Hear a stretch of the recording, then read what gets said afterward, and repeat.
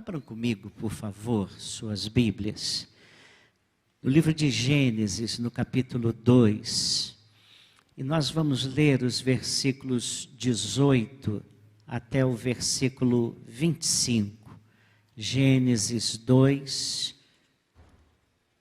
dos versículos 18 a 25. Esse é um texto bem conhecido. Talvez seja o texto mais completo sobre o plano de Deus para o casamento. Por isso o tema da mensagem de hoje é o casamento no projeto de Deus. Então, abra aí sua Bíblia. Pastor, é muito difícil o livro de Gênesis. Primeiro, irmãos. Muito bem, mesmo sentados, irmãos, leio na versão século 21, a palavra de Deus que diz assim: Disse mais o Senhor a Deus, não é bom que o homem, disse mais o Senhor Deus, não é bom que o homem esteja só, eu lhe farei uma ajudadora que lhe seja adequada.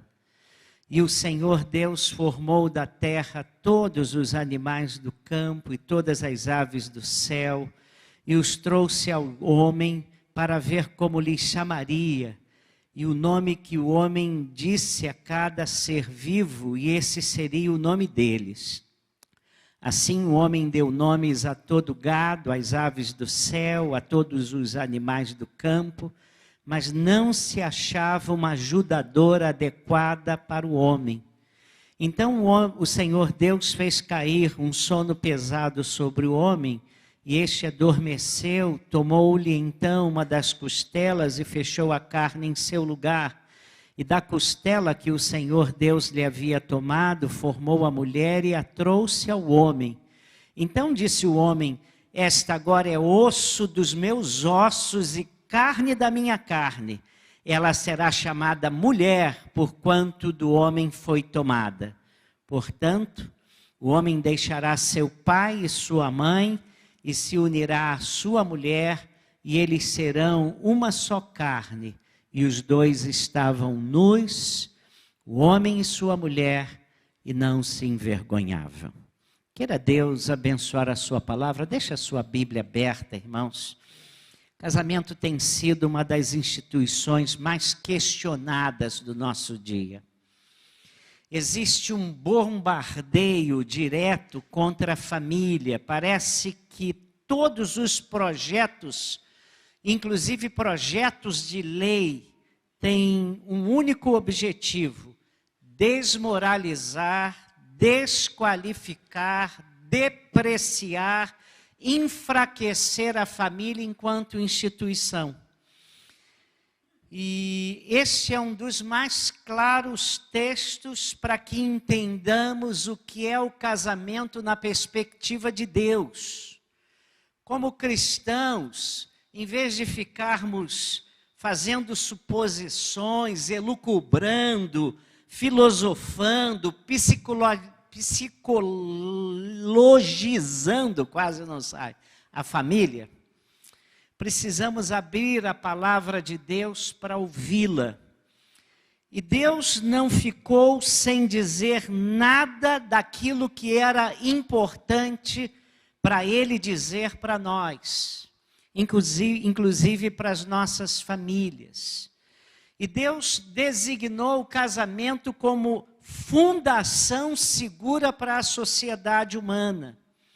Antes mesmo que as igrejas, antes mesmo que as escolas ou outras instituições fossem estabelecidas, o casamento foi instituído por Deus. Se fosse um projeto meramente humano, nós poderíamos descartá-lo. Mas ele foi projetado pelo próprio Deus. Quando Jesus foi perguntado acerca do divórcio, ele respondeu com Mateus 19:6, ele disse assim: de modo que já não são dois, porém uma só carne, portanto o que Deus ajuntou não o separe um homem. Mateus 19:6. O divórcio não fazia parte do propósito original de Deus, mas se tornou uma cláusula de exceção por causa da dureza dos nossos corações, do coração dos homens. E aí a gente entende que separação é um remendo, mas um remendo mal feito, da obra de Deus. E foi feito para resolver a nossa incapacidade de perdoar, de cuidar, de fazer concessões, de abençoar os outros. Mas esse texto, ele nos ensina verdades sobre o casamento. E eu queria que você guardasse. Em primeiro lugar, esse texto nos diz que casamento é um projeto de Deus. Não é bom que o homem esteja só, far-lhe-ei uma auxiliadora, diz a versão revista e atualizada. Alguém disse que quando Deus disse isso, Adão emendou. Amém, Senhor? E aí a gente entende o seguinte, faz parte do projeto inicial de Deus, de sua criação, o casamento. Antes de ser uma instituição humana, é iniciativa de Deus. Deus é o seu arquiteto. Também não foi um projeto que Deus idealizou depois que a raça humana caiu, depois da queda do homem. O casamento não veio como planejamento depois que o homem caiu em pecado. Não veio como consequência do pecado. Jesus disse, não tendes lido que o Criador desde o princípio os fez homem e mulher, portanto, o que Deus ajuntou não separe o homem. Sendo um projeto de Deus, programado por Deus, instituído por Deus, quais são então os perigos que nós corremos? Quando nós não atentamos que o casamento é um projeto de Deus, nós podemos esvaziá-lo, transformando num simples evento, num evento meramente humano. Torna-se às vezes um contrato oportunista no qual se buscam vantagens. Mas sendo instituído por Deus, o casamento é uma instituição que deve ser levada a séria. Ninguém deveria entrar num casamento levianamente. Ninguém deveria assumir um compromisso de casamento e casar-se sem ter na mente a seriedade, a extensão do compromisso que está assumindo. E é por isso que Deus relembra que ele foi instituído para durar até a morte. Quais são os perigos quando a gente esquece que o casamento foi instituído por Deus? A gente começa a se esquecer que o casamento não é regulado por governo. Casamento não é regulado por conveniências humanas, porque as regras foram dadas por Deus e não pelo poder público. O Estado tem a sua função de manter os registros, as certidões em ordem, mas o Estado não pode determinar como deve ser o casamento, porque isso é ato exclusivo de Deus. Ele revelou esse plano nas Escrituras. E aí, a gente entende que o ataque ao casamento não é uma coisa banal, mas é um ataque direto ao propósito de Deus e o propósito inicial de Deus para a raça humana. Deus chama o casamento de aliança. Olha o que diz Provérbios 2, versículo 17. O que abandona o companheiro da sua mocidade e se esquece da aliança que fez com o seu Deus. Sabe aquele dia bonito que você chamou todo mundo para ver e ouvir que você estava dizendo sim para sua esposa e que ele estava dizendo seu marido estava dizendo sim para você, você estava fazendo um pacto com ela e com ele, mas você estava fazendo um pacto com Deus também. Por isso que o casamento é sério. No Éden, Deus instituiu e oficiou esse pacto. E sempre é solene, é um compromisso. E a Bíblia sempre diz que um pacto traz bênçãos quando ele é mantido. E nos complica quando nós fugimos às suas regras. Muito bem. Em segundo lugar, esse texto nos ajuda a lembrar que casamento é um projeto para romper a solidão. Então disse Deus: não é bom que o homem esteja só, far-lhe-ei uma auxiliadora. Então a gente vê que a razão principal da instituição do casamento foi o companheirismo. J. Adams, ele diz que o objetivo principal do casamento não era o sexo, porque não é necessário casar para se fazer sexo. Também não era a procriação, porque não é necessário casar para se ter filhos. Mas companhia sim, uma companheira, ter um companheiro. E quais os perigos que a gente corre quando o casamento deixa de ser um projeto de companheirismo? Em primeiro lugar, é você se casar e continuar com a sua individualidade, onde você não constrói a vida a dois, não constrói intimidade suficiente para vencer o isolamento. E aí você está dentro de casa, mas se sentindo sozinho. A pior solidão que existe é solidão a dois. E aí você continua com as suas máscaras, você continua com o seu ocultamento, você não partilha a sua vida, os seus ideais, os seus interesses, aquilo que você é com a pessoa amada. No casamento, você se expõe ao outro, você mostra a sua fragilidade ao outro, mostra os seus pontos fracos, e o outro começa a conhecê-lo, a conhecê-la como você realmente é, longe dos holofotes, das maquiagens, da teatralidade lá de fora, se é que há teatralidade lá do lado de fora. E se não houver esse companheirismo, se não houver essa intimidade, essa conivência, você vai negar toda a riqueza projetada por Deus, planejado por Deus, para que o seu casamento seja uma bênção. Você, quando se casa, talvez conheça do seu cônjuge apenas uns 20%, se você conhecer muito. Aí Jane fala assim: casamento é uma loteria. E eu repito para ela: parabéns, você ganhou na Mega Sena. Falo mesmo, né?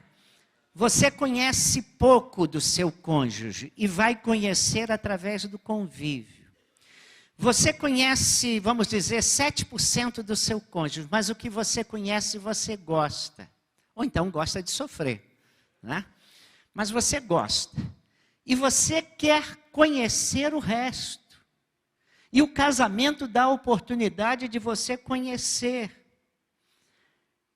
Você gostava daquilo que você conhecia. E casamento é para isso. Para vocês se conhecerem ao máximo. A grande bênção é você conhecer o outro, como você não conhecia, com seus pontos fortes, mas com seus pontos fracos, vulneráveis, ruins, e continuar amando mesmo assim. E ter a capacidade de amar aquela pessoa que você sabe que não é perfeita, que você vê os pontos fracos. E às vezes os pontos fracos são decepcionantes. Mas você começa a se esforçar para amá-la e para amá-lo mesmo com aqueles pontos fracos. Você vem para o casamento pelos pontos fortes que vê no outro e recebe de lambuja os pontos fracos também, que às vezes são muito ruins. E o perigo é você continuar só depois de casado. E aí uma palavra para os homens. Homens, mulher, cutuca aí. É para ele. Isso, cutuca. Homens. Nesse aspecto eu tenho que falar para os homens. Homem tem muita dificuldade de se abrir. Até com a esposa. Até com a esposa. É difícil para o homem se comunicar com a esposa. Homens, estou falando com homem, preste atenção. É difícil para o homem mostrar os seus sentimentos para a esposa. Muito difícil. É difícil para o homem mostrar as suas emoções. É difícil. Esse negócio de DR, discutir a relação, o homem quer fugir. A gente não gosta disso. Sabe? Discutir relação para a gente, nas condições normais de temperatura e pressão, é coisa chata. Eu não gosto de usar essa palavra, mas para nós é. Tá? E a gente não gosta. Se a gente puder, enrola e não discute relação, coisa nenhuma. Agora, homem, preste atenção, agora que você vai cutucar mais uma vez. Preste atenção. Eu descobri que para a mulher isso é muito importante. Eu demorei a discutir isso, irmãos.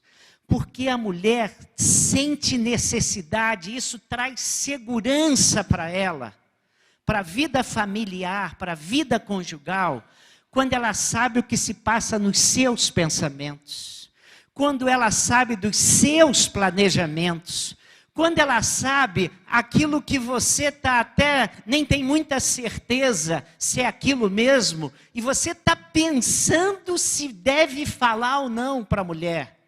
Até isso é importante para ela, tá? Isso dá segurança para a mulher. Sabe, a gente na Bíblia, a gente fica pensando assim, antônimo. A gente pensa que antônimo de amor é o quê? Ódio. Mas no relacionamento conjugal não é. No relacionamento conjugal, o antônimo de amor é indiferença. Quando você não fala, não se comunica, não fala aquilo que está no seu coração para a sua mulher, ela acha que você não a ama. E você sabe o que Paulo disse que é sua obrigação, nossa obrigação, lá em Efésios 5, homens, amai vossas mulheres e amai vossas mulheres. 3 vezes para o homem é amar. Sabe por quê? Porque quem ama vai abrir o coração, vai falar dos seus sentimentos, das suas emoções, mesmo que seja muito difícil. Quais são os perigos? Tá? O perigo, quando o casamento não é um projeto de parceria e companheirismo, é que o fator casamento em si não seja suficiente para romper a solidão. E aí a mulher se sente só e se sente sem um companheiro que seja também um parceiro. Terceiro lugar, casamento é um projeto divino de igualdade. Versículo 21. Tomou uma de suas costelas. Costela aqui traz a ideia de singularidade. A qualidade do que é diferente. Perceber o outro como um ser singular. E também igualdade. Há uma frase de Agostinho que todo mundo conhece, eu só vou relembrar, ele diz assim: a mulher não foi tirada do pé para não ser subjugada, nem da cabeça para não ser superior. Aí outro escritor complementou: mas debaixo do seu braço para ser protegida e do lado do coração para ser amada. As mulheres podiam dizer amém, hein? Olha, muito fraco. Mulher, quando tem convicção, fala com certeza. É amém ou não é? Ah, eu estou desconfiando dessas mulheres, viu? Quais são os perigos que corremos no casamento quando ele não é uma parceria de igualdade? O primeiro perigo é o autoritarismo, prepotência e dominação. E aí o relacionamento facilmente se torna uma maneira de manipular e me mostrar superior ao outro. E os relacionamentos começam a ser opressivos e quebram o propósito original de Deus. Quando não há igualdade no relacionamento conjugal, você está quebrando o propósito de Deus. Se no casamento existe um rei no lar, se no casamento existe uma rainha em que tudo deve acontecer conforme a sua vontade, você não é tratado mais como igual, mas você é tratado como inferior, inferiora. E há algo muito errado nesse relacionamento. Isso não é casamento, isso é escravidão. Quais são os perigos quando não há igualdade? Em Cristo, nós nos esquecemos que não há mais superioridade masculina nem feminina. Vá lá, Gálatas, e leia Gálatas. Embora no lar Deus tenha delegado a liderança da casa ao marido, e marido não gosta de liderar, marido gosta de mandar, mas liderar é muito mais do que mandar. Liderar é usar a inteligência, e às vezes o marido inteligente, ele concorda até com aquilo que a mulher acha que é o melhor para casa. Então, irmãos, trata-se de função e não de gênero. Tá? No lar o marido tem a liderança e a mulher deve ser submissa ao marido e não aos homens. Mas a submissão da mulher é como a igreja se submete a Jesus Cristo. Nós nos submetemos a Jesus Cristo porque Ele é um déspota, porque Ele nos obriga a isso? Não. Nós nos submetemos a Jesus Cristo porque Jesus Cristo nos amou sacrificialmente. Nenhum crente se submete a Cristo por imposição. Jesus nos conquistou por amor e o marido, como líder, conquista a sua mulher por amor. É isso que está lá no texto bíblico. Jesus se sacrificou por nós, se deu por nós e nos ama. E nos trata com graça e misericórdia e não na base do tapa. Então, em casa, a nossa liderança tem que ser assim. Qual o perigo de não sermos iguais? A depreciação. Se não há igualdade, o que manda se sente superior. E aí não vai valorizar o outro. Casar com um subalterno é inferiorizar, diminuir e desconsiderar o outro. Em quarto lugar, esse texto é muito importante para o casamento, porque ele nos diz que o casamento é também um projeto de apoio e interdependência. Far-lhe-ei uma auxiliadora que lhe seja idônea, uma auxiliadora. E literalmente, a palavra auxiliadora aqui é escudeira. Aquela ideia de que o homem saía para guerrear e precisava de um escudeiro. Enquanto ele estava atacando com a flecha, ele precisava de um escudeiro perto para protegê-lo, para ele não ser alcançado pela flecha do inimigo enquanto estava atacando. E a ideia da mulher é auxiliadora, é exatamente essa. Alguém que lhe protege enquanto ele lançava flechas. O escudeiro dava-lhe proteção para que ele pudesse atacar com segurança.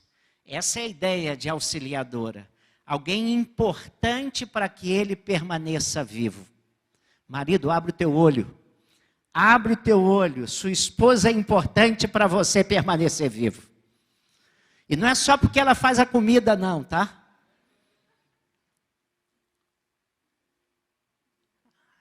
Irmãos, a expressão assume um relacionamento de complementariedade. O que falta a um, o outro supre, e vice-versa. Ambos compartilham a imagem de Deus. A gente vê isso quando o casal vai fazer uma compra importante. Você vai fazer uma compra de um móvel. Vocês entram na loja de móvel. O que acontece? Você vê um móvel, a mulher vê o móvel, se ele é bonito e funcional, né? E o que o homem vê? Quem falou isso? O homem vê o preço. A primeira coisa que o homem quer ver é que quanto custa, né? Irmãos, isso é bom, isso não é ruim, não. Nós nos complementamos. Nós fizemos um móvel aqui na igreja e ficou muito bonito. Está lá na sala do ministro de música. Muito bonito. Um móvel maravilhoso, irmãos. E aí, na hora de limpar, irmãos, descobrimos que ele tem um vidro lá que é uma dificuldade levantar aquilo. Só o homem bolou aquele móvel. Não chamamos uma mulher para olhar aquilo, porque a mulher ia olhar aquilo e ia falar assim, e para limpar, como é que vai ser? E aí você vai projetar uma casa, ou você vai participar de uma comissão, bota uma mulher no meio. Que a mulher vê coisas que a gente, homem tapadão, não vê. Aqui na igreja, toda a nossa comissão tem que ter uma mulher, pelo menos. Que a mulher fala coisas que nós, homens, passamos despercebidos. Complementariedade, irmãos. É isso. Quando o casal não vive essa troca de experiências, corre perigos. O perigo é de você ter um relacionamento competitivo. Pelo dinheiro, pela atenção, pelo afeto dos filhos, pelo poder, pelo controle. Você daqui a pouco começa a ver o seu cônjuge como um rival. Mas casamento, em quinto lugar, irmãos, é um projeto divino de alegria.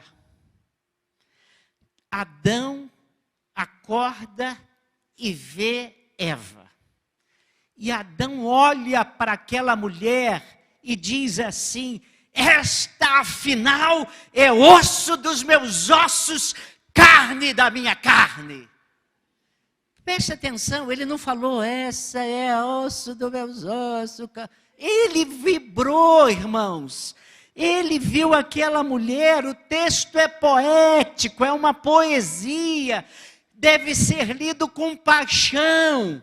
Adão vibra de alegria e o texto revela o prazer que Adão sentiu, encontrou ao encontrar Eva. Ele literalmente salta de alegria. Irmãos, lá é projeto de alegria, de celebração, de ninho. Lá é projeto de acolhimento e de graça. Você tem rido em casa? Não um do outro, mas com o outro. Você tem tido momentos alegres dentro do seu lar? Casal recém-casado, e a mulher foi fazer uma surpresa para o marido, e fez o primeiro bolo, e resolveu fazer um bolo, uma receita especial, que era um bolo crocante.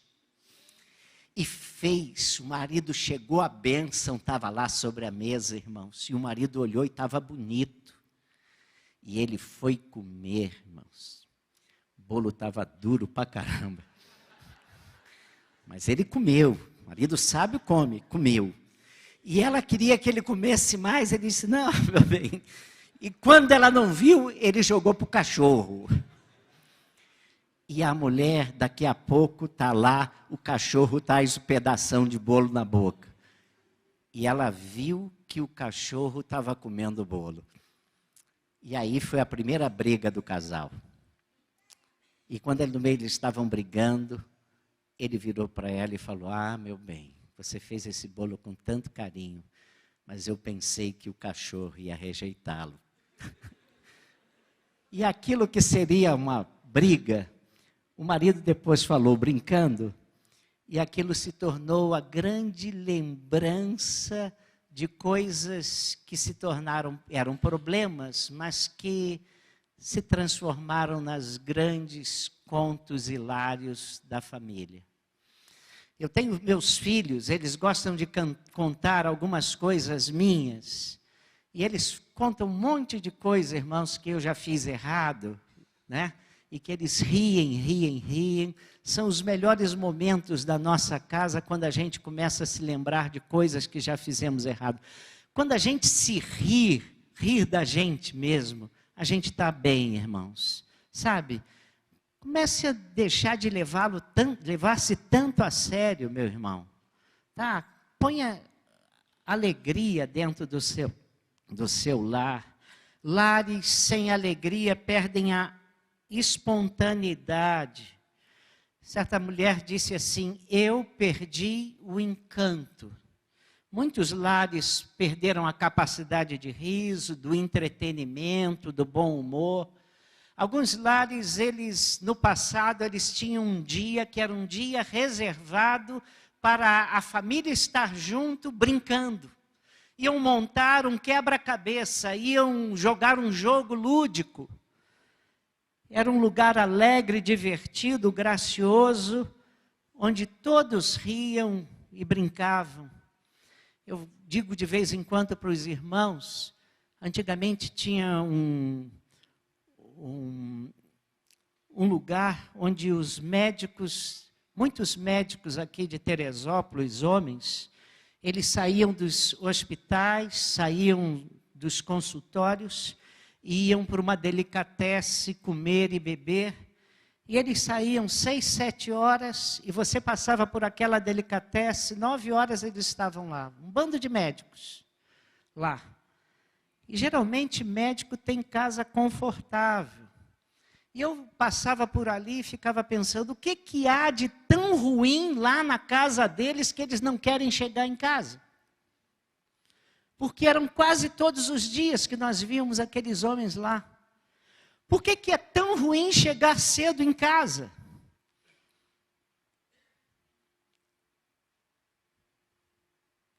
Devemos sentir alegria em voltar para o nosso lar e o lar ser um lugar de bênção, porque lar foi planejado para ser um lugar de alegria.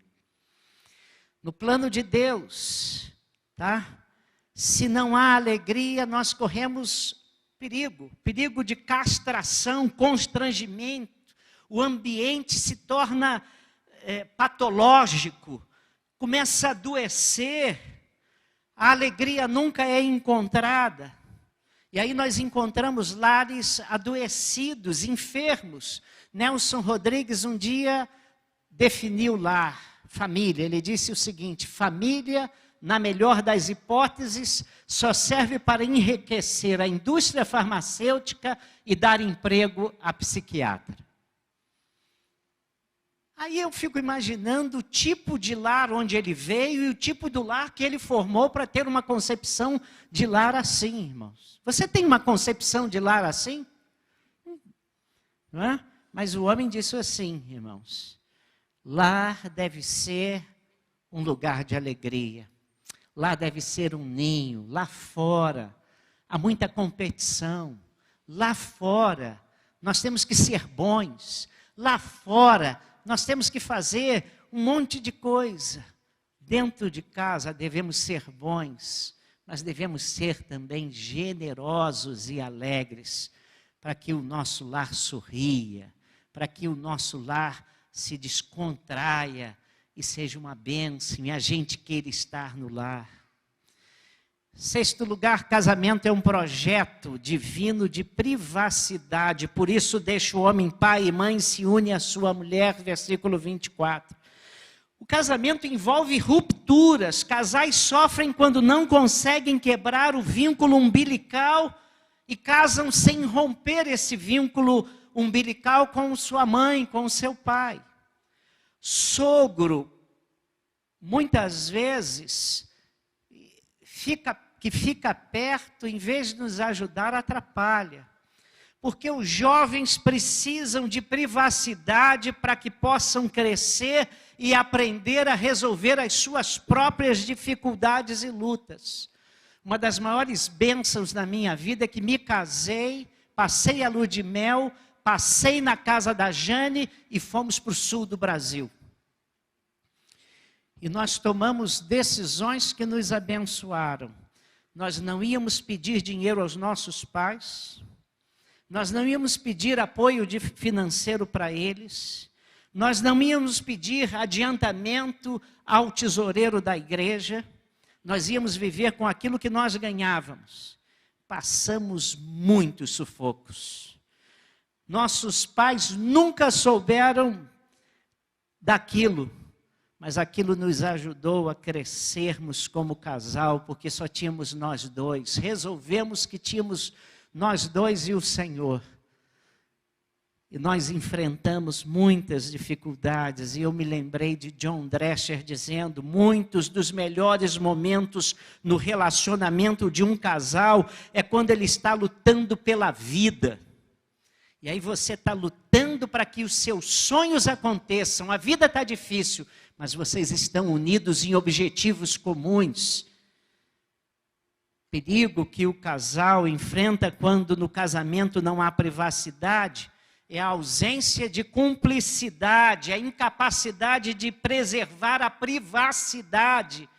Aí tudo fica muito aberto, não há segredos, não há cumplicidade. E há pais que não deixam seus filhos resolverem os conflitos e não permitem que eles amadureçam. Sogros invasivos, hostis, intrometidos, que começam a tomar decisões pelos filhos, ainda com muito boa vontade de ajudá-los, mas atrapalham. Deixa eu terminar. Casamento é também um projeto divino de intimidade. Versículo 25. Ora, um e o outro, o homem e sua mulher, estavam nus e não se envergonhavam. E aí, Deus projetou que casamento fosse algo que os cônjuges tivessem capacidade de serem autênticos, para eles expusessem sem temor de serem ridicularizados ou diminuídos. E estar nu aqui tem a ver com físico, mas tem a ver também com a transparência e vulnerabilidade. A necessidade de intimidade física, vida sexual plena, sem recalques, sem iras, sem culpas. O sexo foi criado por Deus antes mesmo da queda. E Deus disse que era muito bom. Então nós não podemos deixar de falar daquilo que Deus não teve vergonha de criar. E há perigos quando o casamento deixa de ser um projeto de intimidade. Perigo é quando não há essa vulnerabilidade, essa transparência, e você começa a diminuir o outro na sua nudez, na sua vulnerabilidade, e você começa a constrangê-lo e zombar. Você ser desprezado pelas suas fraquezas e pelos seus medos. Você ser manipulado por confissões de dores e dramas e medos, e o outro tornar público a dor do cônjuge. Isso é golpe baixo no relacionamento conjugal. Vou repetir. Você expõe o que o outro na intimidade do lar fala para você, você expor aos outros, é golpe baixo no relacionamento. Outro perigo, o perigo da superficialidade, do medo de se revelar. E aí vem a ausência de nudez psicológica. Casamento foi instituído para ser bênção nas nossas vidas. Irmãos, lute pelo seu casamento para que ele seja uma bênção. Deus quer abençoá-lo. Deus quer transformar a nossa vida, sabe? Você não vai conseguir transformar o seu cônjuge. Você já aprendeu isso. Mas você, à medida em que deixa Deus transformar você, Deus vai transformando você. E à medida que você vai se transformando, é muito provável que haja graça suficiente de Deus para que, na sua transformação, Deus também trabalhe para mudar o seu cônjuge. Com graça, poder e misericórdia. Casamento, no plano de Deus, é bênção para a humanidade, bênção para a igreja e deve ser bênção para o seu lar. Trabalhe para ser o melhor cônjuge, para ser um crente dentro do seu lar. Que Deus nos abençoe. Vamos nos levantar, irmãos, e vamos cantar. É isso? É isso que vamos cantar?